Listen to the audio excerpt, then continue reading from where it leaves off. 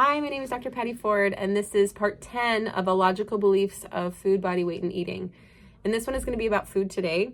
The illogical belief is food is a good reward.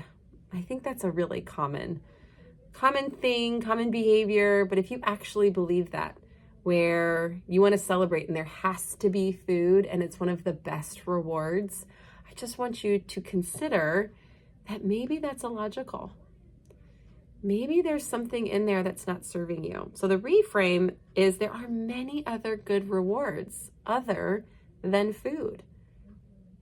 What would that be like to chew on? What would that be like to experience a celebration without food? Have you ever done that before? And not shaming food at celebrations like weddings or graduations or all of these really cool ceremonious events in your life or a birthday, because it's not wrong.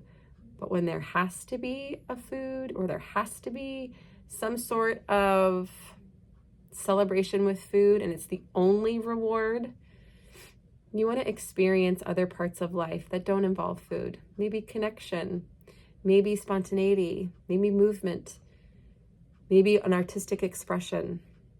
And remove food just to see what it's like. Not because it's bad, because there are many other things in life that can be reward other than food.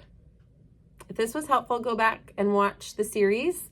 And this was covering illogical beliefs of food, body weight, and eating, stemming from the book, The Rules of Normal Eating by Karen Koenig. And we do belief work to shift to a sense of self that helps to influence a optimal life.